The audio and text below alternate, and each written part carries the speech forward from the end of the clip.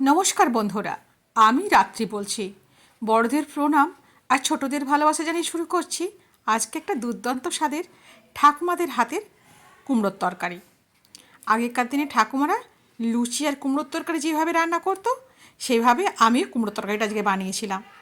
এখানে আমি একটা বেশ বড় সাইজের প্রায় 2 কিলো ওজনের কুমড়ো নিয়েছি।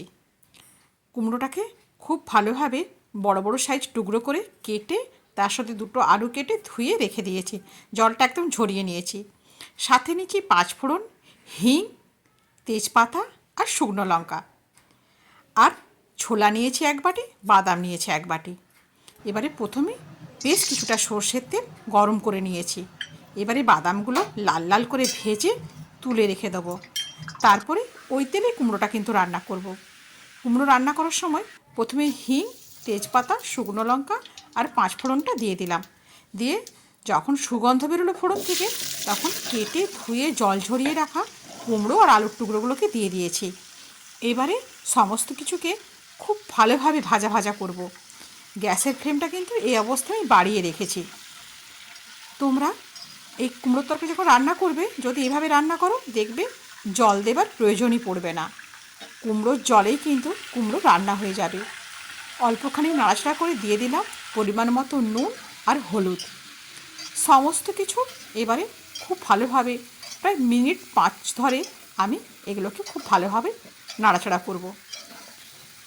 তোমরা কুমড়ো আর আলুর কালার দেখে বুঝতে পারবে আমি কতটা ভাজা ভাজা করছি।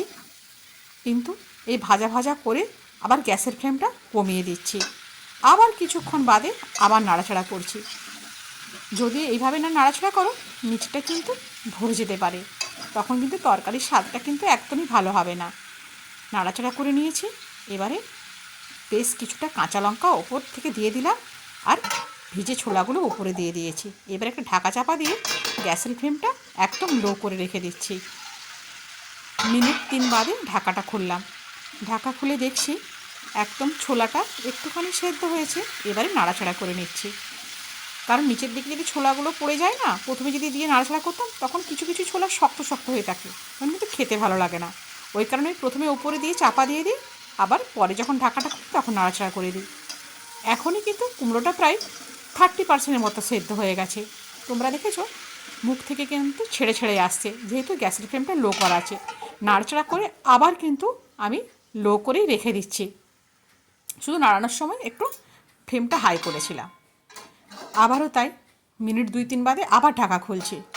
ঢাকা খুলে দেখছি কুমড়োর তরকারিটা কিন্তু একদম, দেখো, জল ছাড়াই কি সুন্দর নরম হয়ে গেছে। দেখেছো একদম ঘাঁটা ঘাঁটা হয়ে যাচ্ছে, নরম একদম হয়ে গেছে। এবারে কিন্তু আমি বাকি উপকরণগুলো দিয়ে দেবো। বাকি উপকরণগুলোতে কী আছে বলো তো? বাদাম ভাজা আর চিনি। এই অবস্থায় আমি প্রথমে বাদাম ভাজা, তারপরে বেশ কিছুটা পরিমাণ চিনি দিয়ে দিলাম, প্রায় 4 চামচের মতো। কুমড়োর তরকারি কিন্তু একটু মিষ্টি মিষ্টি খেতেই বেশি ভালো লাগে। যারা কম মিষ্টি খাও তারা চিনিটা অল্প দেবে। এবারে কিন্তু খুব ভালোভাবে নাড়াচাড়া করে গ্যাসের ফ্লেমটাকে আবার একটু বাড়িয়ে দেবো। বাড়িয়ে দিয়ে একটা ঢাকা চাপা দিয়ে দেবো, যাতে খুব তাড়াতাড়ি চিনিটা গলে যায়।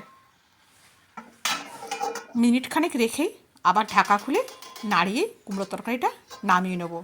এরকম তরকারি দিয়ে লুচি, পরোটা খেতে ভীষণ ভালো লাগে, এমনকি রুটি, মুড়ি খেতেও ভালো লাগে বন্ধু। অবশ্যই এইভাবে একবার কুমড়ো তরকারি বানিয়ে দেখবে, খেতে ভীষণ ভালো লাগবে। হিং, বাদাম ভাজা এইসব দিয়ে করলে তরকারির স্বাদটাই একদম বদলে যায়। আমার ঠাকুমা কিন্তু এইভাবেই কিন্তু কুমড়ো তরকারি বানাতো। আমি সেই কারণেই আজকের রেসিপিটা তোমাদের সাথে শেয়ার করলাম। যদি ভালো লাগে অবশ্যই একটা কমেন্ট করো, আর পাশে থাকা বেল আইকনটা একটু প্রেস করে রেখে আমার চ্যানেলটাকে সাবস্ক্রাইব করে রেখো বন্ধু। নতুন যদি কোনো বন্ধু আসো, তোমরা কিন্তু আমার চ্যানেলটাকে সাবস্ক্রাইব করে রাখবে। আজ তাহলে এই পর্যন্তই। দেখা হবে আবার নতুন কোনো রেসিপির সাথে তোমাদের সঙ্গে করে নিয়ে। সবাই ভালো থেকো, সুস্থ থেকো। হ্যাঁ বন্ধু, আমায় মনে রেখো। আমার রেসিপিগুলো যদি তোমাদের কোনো অংশে ভালো লাগে, একটু বন্ধুদের মধ্যে শেয়ার করে দাও প্লিজ। আজ তাহলে আসি। ধন্যবাদ।